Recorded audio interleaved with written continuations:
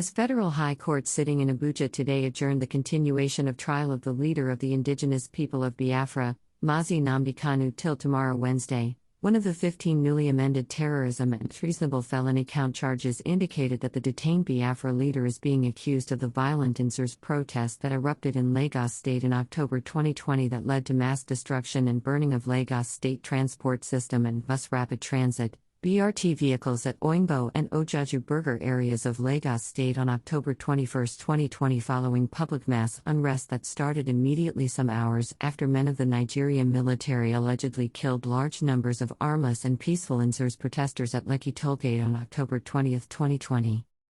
Count 14 of the newly amended 15-count terrorism charges preferred against Nnamdi Kanu reads thus. That Nnamdi Kanu, male, adult, of Afar Nukwu Baku, Umuahia North Local Government Area of Abia State on diverse dates between 2018 and 2021 made a broadcast received and heard in Nigeria within the jurisdiction of this honorable court, with intent to incite violence and furtherance of an act of terrorism against the Federal Republic of Nigeria and the people of Nigeria. You directed members of the public to destroy public transport system in Lagos, resulting in major economic loss to the government, and you thereby committed an offense punishable under Section 1(2) H of the Terrorism Prevention Amendment Act 2013.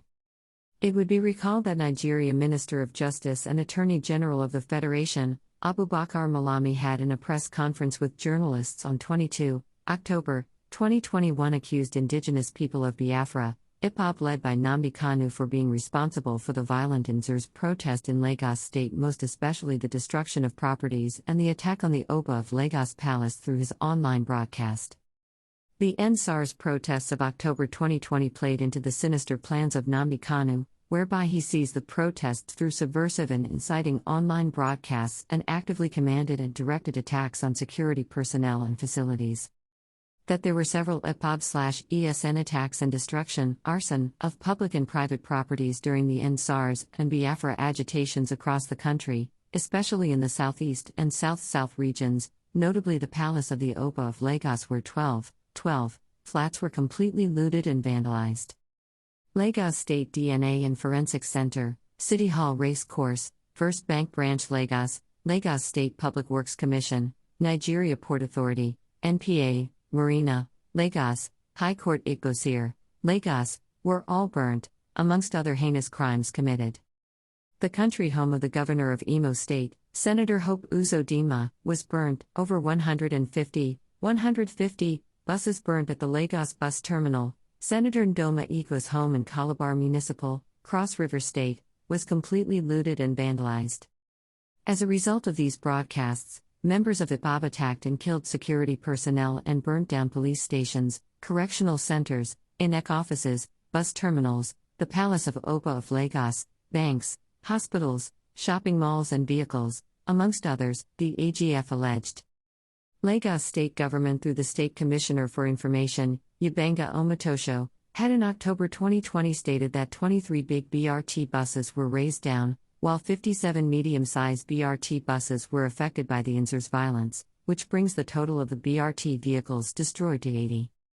The spokesperson for the Lagos State Government, Ubenga Omotosho, said 23 of the 80 BRT buses burned by the hoodlums were at Ojaju, while the remaining 57 were at the Oyingbo area. Ubenga Omotosho estimated the value cost of the damaged buses at 3.9 billion naira. The ENDSARS protests started peacefully across several states in Nigeria after men of the now-defunct Special Anti-Robbery Squad, SARS, arrested a suspect who jumped out of the moving police vehicle in Delta State. The moment was recorded and published online by a Good Samaritan, and the questionable activities of the personnel of SARS quickly came to minds of many, and on daily basis, protests began to mount across several states in the country, calling for the scrapping of the Special Anti-Robbery Squad and the need for Nigeria Police Authority to ensure there is an end to police brutality and summary killing of Nigeria youths, most especially those who fail to pay ransom to bail themselves from the false or fake criminal allegation leveled against them by men of the Nigeria Police Force. The protest became violent in Benin City, the Edo state capital, when some group of boys suspected to be sponsored by government attacked peaceful protesters at the Oba Oven Ramwan Square or Ring Road and beat one of the protesters to death.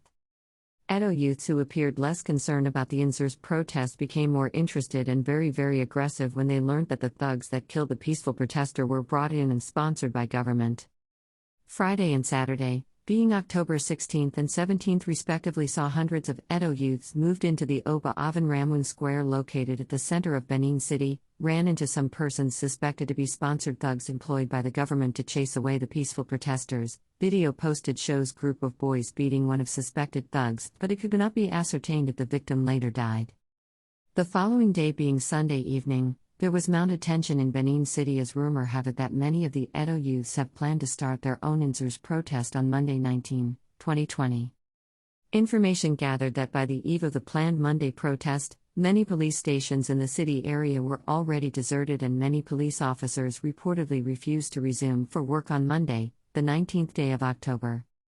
The rumor actually became a thing of reality. As early as 5 o'clock in the morning, it was gathered that almost all the major streets in Benin City have been taken over by the angry youths as they were seen playing and cooking on the roads. The whole city was on standstill.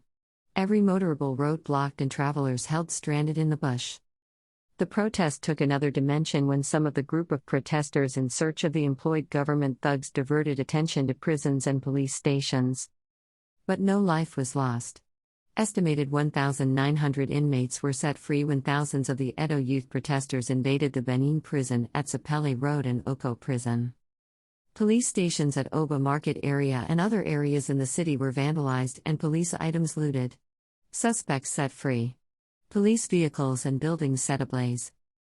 A day after the Benin violent ENDSARS protest, Lagos state residents came out more en masse on October 20, 2020 and started searching for government-sponsored thugs.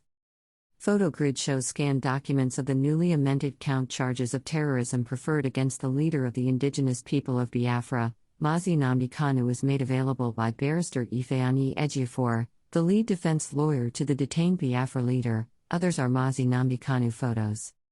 Protests became more violent in Lagos when the angry protesters moved into police stations, set buildings ablaze, and started killing police officers as seen in the viral videos.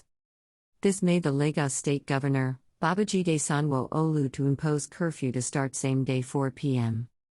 But the angry Lagos protesters disobeyed the Lagos state government curfew order and gathered en masse at the Lekki tollgate. Soon, information through online media filtered in that the men of the Nigerian army have attacked and massacred large numbers of the armless and peaceful protesters who gathered at the Lekki tollgate. The whole world appeared awake on that October 20, 2020 night hearing the unfortunate story. Many believe Nigeria military committed genocide and massacred peaceful ENDSARS protesters at Lekki tollgate.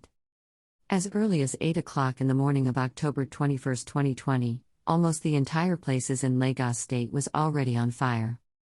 Angry residents in large numbers moved and destroyed properties in solidarity for those presumed dead in the alleged military attack on peaceful protesters at Lekki tollgate. The angry residents burned down bus rapid transit vehicles and destroyed a lot of Lagos state and federal government properties. Private property like TVC was not spared as presenters have to abandon live program and run for safety. The Oba of Lagos Palace was attacked, the Oba whisked away for safety by security operatives. Traditional symbol of staff office in a viral video seen stolen, and the entire palace vandalized. Thereafter, the violent ENDSARS protests spread across several states in the country like Anambra, Rivers State, Cross River State, among others. Angry residents hunted for security operatives and killed numbers of policemen and soldiers. Kindly support our vision of building a community of 1 million pen soldiers whose successes will be judged based on positive development in the society. FG holds Nnamdi Kanu responsible for ENDSARS protest in Lagos, 80 BRT burnt buses January 18, 2022. As Federal High Court sitting in Abuja today adjourned the continuation of trial of the leader of the indigenous people of Biafra, Mazi Nnamdi Kanu till tomorrow Wednesday, one of the 15 newly amended terrorism and treasonable felony count charges indicated that the detained Biafra leader is being accused of the violent ENDSARS protests that continue. 8 new terrorism charges. FG holds Nnamdi Kanu responsible for sit-at-home order started while already in DSS custody January 18, 2022. One of the count charges of terrorism preferred against the leader of the indigenous people of Biafra, Mazi Nnamdi Kanu by the federal government may be the sit-at-home order issued and cancelled by the new leadership of the indigenous people of Biafra, IPOB in protest for